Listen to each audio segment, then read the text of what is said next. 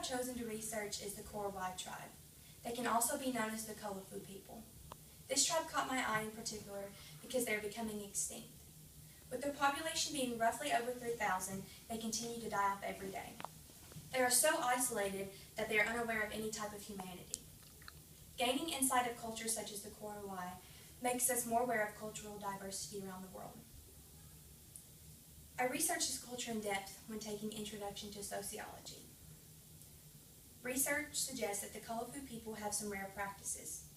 Their customs are better understood when looking at their geographical location.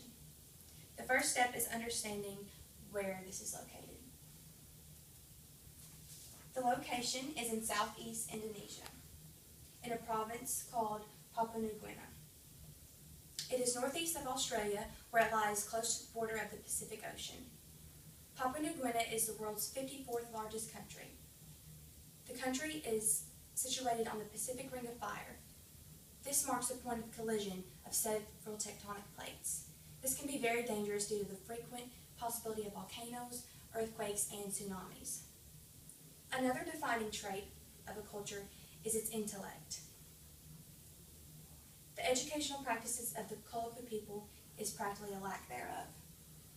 There is actually no formal education. However, the females generally teach them how to behave in their practical daily lives. At early age, they make children very familiar with good and bad. They want the young children to know the difference and make judgment. Youth are actually discouraged in regards to asking questions. They are instead expected to wait until older, so more wise people provide them with the appropriate information. Now let's get into more important details about the Korowai. These people have a very particular culture. The race of the Korowai is Asian, while the ethnicity is Korowaian. They have unified ethnicity because of isolation. They refuse to merge with other ethnicities because they fear anyone who doesn't belong with them. Meanwhile, they are separate clans in different areas in Papua that still come together as one. No segregation should be present at any given time according to the Korowai. Korowai tribe is usually a non-materialistic culture.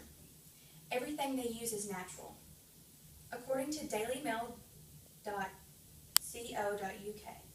they are known for living in tree houses on isolated territory. These tree houses are built by hand, ranging from 20 to 50 meters. The materials are also very natural. The only transportation available is by foot or pig. Along with everything else, their wardrobe is very natural. Clothing is hardly used with the tribe members. The Korowai tribe has very abnormal symbolic culture. The Korowai rely on the environment to sustain life. They practice environmental determinism. This is where you solely live off land to stay alive. Compared to the United States, there are fewer gender roles. Women and men are expected to both become good hunters and gatherers. It is also very important to be skilled in these cultural traditions. Encyclopedia.com says that marriage is exogamous and polygamous. There's a preference for marrying the mother's brother's daughter, who is called Maka, the grandmother. The religion of this culture is ritualistic. This is a region in which spirits are worshipped. Multiple spirits are exalted, making it polytheistic. Usually the spirits they worship are their ancestors. This can be known as totemism. The biggest aspect of their religion is oral tradition that includes folktales, myths, charms, totems, traditions, and sayings. They also believe in reincarnation, which is the rebirth of a soul into a new body. Lastly, let's begin to dig deeper into their celebratory measures.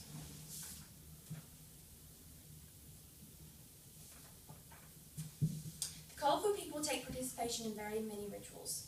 A consumption holiday is celebrated during the flowering of the sago tree. The main source of the food for the Korowai is actually the sago tree, making it very important for them. It is found on documentarytube.com that a Korowai clan must organize a sago grass festival once a lifetime in order to stimulate prosperity and fertility in a ritual fashion. During this holiday, women are chosen by men. The women who aren't chosen get traded into other tribes, which are sacrificed in upcoming festivals.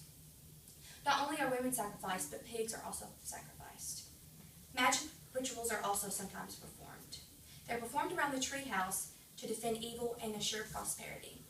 The positioning of the supporting poles and the construction of the roof are accompanied by magic rituals to tend witchcraft.